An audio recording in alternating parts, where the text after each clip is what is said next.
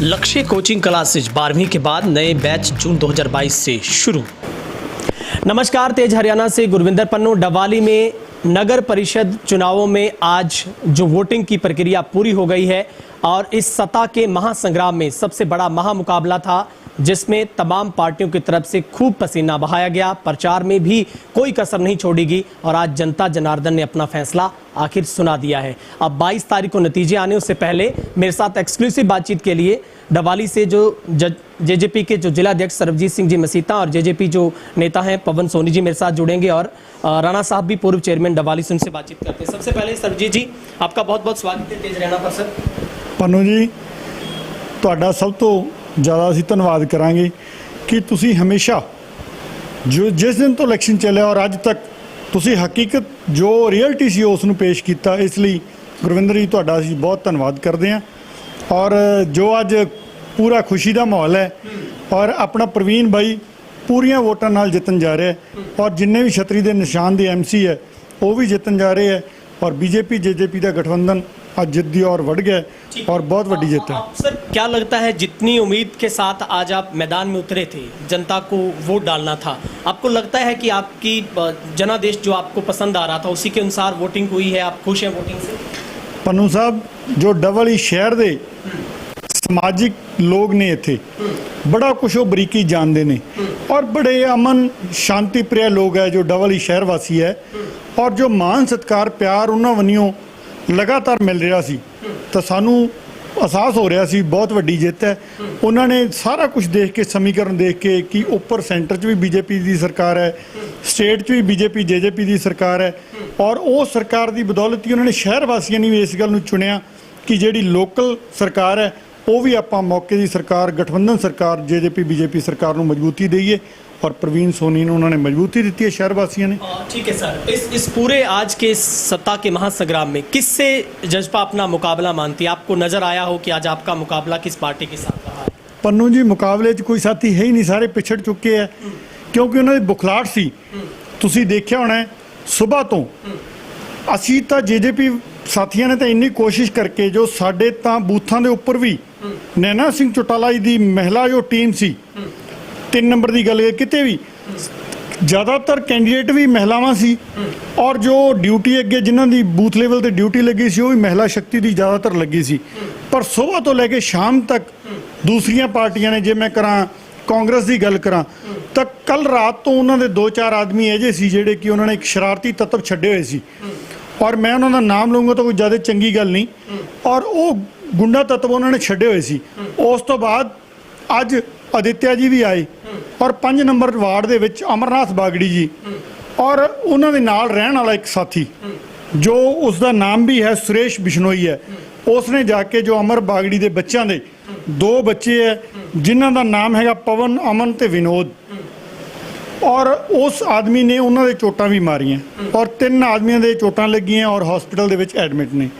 असीं तां कदे भी सारे साथियों ने कहा सी भाईचारे का इलैक्शन है और अमन शांति नाल ये जो डबल शहर वासी बड़े शांति प्रिय सारे इंसान हैं और हमेशा बहुत इज्जत मान सत्कार ने। अज सारे साथियों को कहांगे भी इलैक्शन च भाईचारा कायम रहना चाहिए। ठीक है, अभी जो आईएनएलडी से महिला महासचिव है सुनैना चौटाला, उन्होंने बहुत गंभीर आरोप लगाया कि सरेआम आज जज्बा की तरफ से खरीद फरोख्त की गई है। इस बयान में, इस आरोप में कितनी सच्चाई है कि आज कोई पैसे का खेल खेला गया आपकी तरफ से? तुसीं देखिया होना पन्नू जी, उस दिन तो किसी नूं असीं कुछ भी नहीं दिता और तुहानूं असीं कह रहे सी लगातार भी जो साडा कैंडीडेट है जेजेपी बीजेपी का एक समाजिक इंसान है और वो शरीफ का चेहरा सी, उसने पहला भी एमसी रहा और अज भी तुसीं दिखाओ किते जे किते इन्हां नूं पैसे वंडण दी फुटेज देण और ईवन रात 2:30 बजे तक डॉक्टर केवी सिंह वंडदा पैसे वंडदा देखा गया और जिथे मार्वल दे ने स्टोर आ 19 नंबर वार्ड तो अगले पासे और उत्थे प्रूफ है ਜਿਹੜੇ ਟੇਕਚੰਦ ਛਾਵੜਾ ਜੀ ਜਾਂ मैडम सुनैना बारे ज़्यादा नहीं कहूँगा क्योंकि उन्होंने उत्थे मार्वल का स्टोर है, उत्थे शरेआम सारा कुछ चल रहा सी। असीं तो साडा साथी किते भी कोई फुटेज है तो देन। लेकिन आईएनएलडी और कांग्रेस तो कह रही है कि सरेआम पैसा यहाँ पर बांटा गया। सोशल मीडिया पर लोग लिख रहे हैं कि आज तो रिकॉर्ड टूट गए सारे, मतलब चर्चा बाजार में है कि बहुत बड़े स्तर पर पैसा बांटा गया। नहीं, सच है सर? लंगर तो सवाए लंगर जरूर जेडी भी आए है साथी उन्होंने लंगर जरूर छकाया गया पर पैसे ना की कोई चीज़ नहीं। असीं तो कदे पहला चाहे मैनू भी खुद इलैक्शन पिछे लड़े हैं, कदे दस दो ਇਹਨਾਂ ਲੋਕਾਂ ਨੇ ਤਾਂ ਉਦੋਂ ਵੀ ਇੱਕ ਪਿੰਡ 'ਚ 12 13 ਲੱਖ ਰੁਪਏ ਡਾਕਟਰ KV ਸਿੰਘ ਜੀ ਨੇ ਖੁਦ ਮੈਨੂੰ ਇੱਕ ਦਿਨ ਮਿਲੇ, ਮੈਨੂੰ ਕਹਿੰਦੇ ਇੰਨੇ ਕਰੋੜ ਦਾ ਇਲੈਕਸ਼ਨ ਹੋ ਗਿਆ। ਮੈਂ ਡਾਕਟਰ ਸਾਹਿਬ ਅਸੀਂ ਤਾਂ ਨਾ ਕਿਸੇ ਨੂੰ ਸ਼ਰਾਬ ਦੀ ਬੋਤਲ ਦਿੱਤੀ ਹੈ, ਨਾ ਕਿਸੇ ਨੂੰ 1 ਰੁਪਇਆ ਦਿੱਤਾ ਹੈ। ਅਸੀਂ ਤਾਂ ਇੱਕ ਸਧਾਰਨ ਬੰਦੇ ਆ, ਕਿਸਾਨ ਖੇਤੀ ਕਰਨ ਵਾਲੇ, ਇਹਨਾਂ ਦਾ ਵਿਚਾਰਿਆਂ ਦਾ ਆਪਦਾ ਬਿਜ਼ਨਸ ਹੈ। ਕੋਈ ਪੈਸਾ ਕਿੱਥੋਂ ਆਊਗਾ? ਪੈਸਾ ਨਾ ਅਸੀਂ ਵੰਡਿਆ, ਨਾ ਵੰਡੀਏ, ਨਾ ਇਹ ਸੋਚ रखी है। पवन जी हमारे साथ है। पवन जी, इस बयान में कितनी सच्चाई है? लेकिन उससे पहले पहला सवाल, आप कितने आश्वस्त हैं, क्योंकि आप पूरे ब्रदर्स की जोड़ी, आपके पिता, पूरा परिवार, पूरी जजपा भाजपा आपके साथ रही है, कैसे देखते हैं पूरे चुनाव? पुन्नू जी, हम तो शुरू से कह रहे हैं कि हम भारी मतों से जीतेंगे। सारा समाज, सारा परिवार, सारा शहर हमारे साथ है। सब ने हमें आशीर्वाद दिया है जीतने के लिए, और शुरू में दे दिया था। फिर भी हम लड़ाई लड़ रहे थे, हम जीत के दिखाएंगे। उसी दिन भी बोला था, आज भी बोल रहे हैं, हम भारी मतों से जीतेंगे। लेकिन सोनी साहब, कितनी इन आरोपों में सच्चाई है कि बहुत बड़े स्तर पर पैसा बांटा गया? कहते मतलब पूरा शहर खरीद लिया। देखो, ये काम कांग्रेस का है, ये ना JJP का नहीं है, ये ना BJP का है। ये कांग्रेस की राजनीति है, वो वही करते हैं, हम नहीं करते। जैसे आपको मसीतान जी ने बताया भी मार्बल वाली शॉप पे खरीद फरोख्त हो रही थी, यहाँ पे एक जगह और हो रही थी, तो उसमें कितनी सच्चाई उनको पता है। कितने आश्वस्त हैं सर जीत को लेकर? जो जनता ने आज आपने परीक्षा दी है उसमें उन्होंने वोट डाल दिए? 200%। 200%। राणा साहब भी हैं। राणा साहब, कितना सच है? पूरे शहर में चर्चा चल रही है, ये चर्चाओं का बाजार आज इतना गर्म हो गया है कि जजपा ही निशाने पर है, कांग्रेस भी सीधे तौर पर आरोप लगा रही है, पुलिस को कंप्लेंट की गई है, INLD कह रही है कि हम चुनाव आयोग को इसकी शिकायत करेंगे। देखो, ये मनगढ़ बातें हैं। हमने कभी ना तो पैसे को पहले बांटा ना आज बांटा है। किसी के आरोपों का हम साबित कैसे कर सकते हैं, इसके बारे में कुछ नहीं कह सकता। शहर का पहले भी हमारे साथ प्रेम था, चाहे वो चौकीदार का इलेक्शन है, चाहे वो म्यूनसिपल कमेटी का है, चाहे विधानसभा का है, चाहे लोकसभा का है। हमने शहर के सहयोग से, चाहे बहन नैना सिंह जी का था, चाहे चौधरी अजय सिंह जी का था, उससे पहले चाहे सीताराम जी का था, सभी हमने आज तक जीते हैं। तो इनसे ये पूछा जाए पहले कैसे जीते थे, क्या आपने कभी पैसा दिया? तो जो हमारे ऊपर आरोप लगा रहे हैं, उन्होंने कभी हमने आज तक भी 1 रुपया नहीं दिया, तब लोग पैसे कैसे जताते थे? तो उसी प्रकार आप जीत रहे हैं। पब्लिक का स्नेह है, उसी स्नेह से हम इलेक्शन जीत की ओर बढ़ रहे हैं। मसीता साहब, आरोप लग रहा है कि अनाज मंडी से सारा सिस्टम चल रहा था। ये र्यूमर्स आज पूरा दिन चर्चा में रही है, और अब तो INLD ने भी खुलकर बोला है कि आज लोकतंत्र में इतना बड़ी गड़बड़ हो गई है कि जजपा ने आज साबित कर दिया कि वो धनबल के साथ जीतना चाहते हैं। ਪੰਨੂ ਜੀ, ਤੁਸੀਂ ਤਾਂ ਦੇਖਿਆ ਸੀ 21 ਦੇ 21 ਵਾਰਡਾਂ 'ਚ ਜਿੱਥੇ ਸਾਰੇ ਇਲੈਕਸ਼ਨ ਚੱਲ ਰਿਹਾ ਸੀ, ਸਾਰੇ ਕਿਤੇ ਘੁੰਮੇ, ਸਾਰਾ 3 ਰਾਉਂਡ ਲਾਏ ਹੈ, ਇੱਕ ਜਗ੍ਹਾ ਅਸੀਂ ਬੈਠੇ ਨਹੀਂ। ਈਵਨ ਕਿ ਸਾਡੇ ਆਫਿਸ ਦੇ ਅੱਗੇ ਤਾਂ ਕਬਜ਼ਾ ਜਿਹੜੇ ਕਹਿਣ ਵਾਲੇ ਉਹਨਾਂ ਨੇ ਕਰ ਰੱਖਿਆ ਸੀਗਾ। ਔਰ ਸਾਨੂੰ ਤਾਂ ਸ਼ਹਿਰ ਵਾਸੀਆਂ ਦਾ ਅਸੀਂ ਦਿਲੋਂ ਧੰਨਵਾਦ ਕਰਦੇ ਹਾਂ ਕਿ ਉਹਨਾਂ ਦਾ ਪਿਆਰ ਸ਼ਹਿਰ ਵਾਸੀਆਂ ਦਾ, ਅਮਨ ਸ਼ਾਂਤੀ ਸਾਰੇ ਸ਼ਹਿਰ ਵਾਸੀ ਹੈ, ਉਹਨਾਂ ਦੇ ਮਾਣ ਸਤਿਕਾਰ ਜੋ ਉਹਨਾਂ ਨੇ ਦਿੱਤਾ ਹੈ ਪ੍ਰਵੀਨ ਸੋਨੀ ਜੀ ਨੂੰ, ਔਰ ਅਸੀਂ ਉਸ ਲਈ ਧੰਨਵਾਦ ਕਰਦੇ ਹਾਂ। ਸ਼ਹਿਰ ਡਬਲ ਦੇ ਜਿੰਨੇ ਵਾਸੀ ਹੈ, ਬਹੁਤ ਮਾਣ ਸਤਿਕਾਰ ਪਿਆਰ ਦੇਣ ਵਾਲੇ ਸਾਰੇ ਲੋਕ ਨੇ, ਔਰ ਜੋ ਸਹੀ ਆਦਮੀ ਆ ਉਸ ਨੂੰ ਹਮੇਸ਼ਾ ਉਹਨਾਂ ਦਾ ਸਮਰਥਨ ਰਿਹਾ, ਔਰ बड़ा प्यार सत्कार मिले। जो आपके ही BJP के सहयोगी जो दल आपका, उनके जिलाध्यक्ष की तरफ से भी 2 दिन पहले जब वो रोड शो में आए, उन्होंने भी गंभीर आरोप लगाए थे कि अगर ये लोग आ गए तो आपकी तिजोरी पर चाबी लगाकर ये सब कुछ लूट कर ले जाएंगे। आपको लगता है कि BJP का आपको कितना यहाँ पर साथ मिला है भाजपा का? क्योंकि जिलाध्यक्ष ने सीधे तौर पर जजपा का साथ देने से इनकार किया था। उन्होंने कहा था कि मैं सिर्फ अपने ही जो पार्षद नॉमिनेटेड मेरे BJP के, उनको ही मैं समर्थन करूँगा।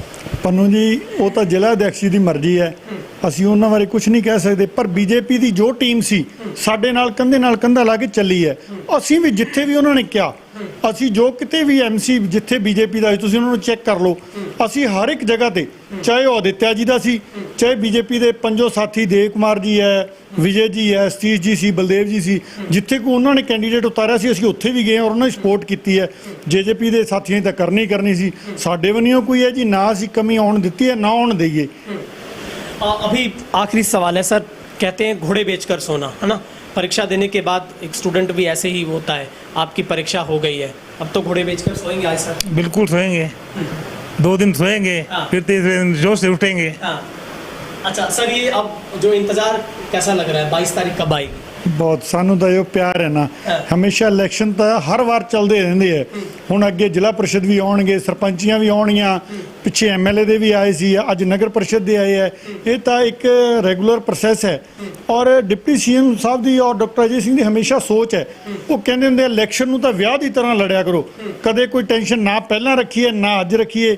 ਜੇਜੇਪੀ ਦੀ ਜਿੰਨੀ ਟੀਮ ਹੈ ਜਦੋਂ ਇਲੈਕਸ਼ਨ ਆ ਜਾਂਦਾ ਉਦੋਂ ਫੌਜਾਂ ਤਿਆਰ ਹੋ ਜਾਂਦੀਆਂ ਔਰ ਮੈਂ ਸਾਰੇ ਜਿੰਨੇ ਜੇਜੇਪੀ ਦੇ ਸਾਥੀ ਹੈ ਮੈਂ ਸਾਰਿਆਂ ਨੂੰ ਇਸ ਗੱਲ ਦਾ ਸ਼੍ਰੇਅ ਦੇਵਾਂ ਸਾਰਿਆਂ ਦੀ ਮਿਹਨਤ ਹੈ ਜਿੰਨੀ ਟੀਮ ਚਾਹੇ ਸ਼ਹਿਰ ਵਾਸੀ ਹੈ ਚਾਹੇ ਗ੍ਰਾਮੀਣ ਸਾਰੇ ਜੇਜੇਪੀ ਦੇ ਕਾਰਜਕਰਤਾ ਇੱਕ ਕਾਰਜਕਰਤਾ ਨੇ ਤਨ ਮਨ ਧਨ ਨਾਲ ਜ਼ੋਰ ਲਾਇਆ ਪਲੱਸ ਬੀਜੇਪੀ ਦੇ ਸਾਥੀਆਂ ਨੇ ਵੀ ਪੂਰੀ ਤਨ ਮਨ ਧਨ ਨਾਲ ਮਿਹਨਤ ਕੀਤੀ ਹੈ ਔਰ ਅਸੀਂ ਤਾਂ ਦੇ ਨਹੀਂ ਸਕਦੇ ਡਬਲ ਹੀ ਸ਼ਹਿਰ ਵਾਸੀਆਂ ਦਾ ਜਿਨ੍ਹਾਂ ਨੇ ਹਮੇਸ਼ਾ ਸਤਿਕਾਰ ਪਿਆਰ ਮਾਨ ਬਹੁਤ ਦਿੱਤਾ ਹੈ ਅਸੀਂ ਸਾਰੇ ਸ਼ਹਿਰ ਵਾਸੀਆਂ ਦਾ ਤਹਿ ਦਿਲ ਤੋਂ ਧੰਨਵਾਦ ਕਰਾਂਗੇ ਵੀ ਜੋ ਉਹਨਾਂ ਨੇ ਮਾਨ ਸਤਿਕਾਰ ਪਿਆਰ ਦਿੱਤਾ ਉਹਨਾਂ ਦਾ ਅਸੀਂ ਤਹਿ ਦਿਲ ਤੋਂ ਧੰਨਵਾਦ ਕਰਦੇ ਹਾਂ ठीक है, बहुत बहुत शुक्रिया और शुभकामनाएं सर। ਬਹੁਤ ਮਿਹਰਬਾਨੀ ਪਨੂ ਜੀ ਨਾਲ आपका भी ਬਹੁਤ ਧੰਨਵਾਦ ठीक है, राणा साहब का बहुत बहुत शुक्रिया। धन्यवाद जी।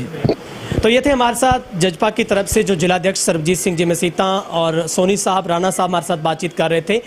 आईएनएलडी की तरफ से और कांग्रेस की तरफ से जो आरोप पैसा बांटने की या खरीद फरोख्त के लगाए गए उन्होंने इनको निराधार बताया है।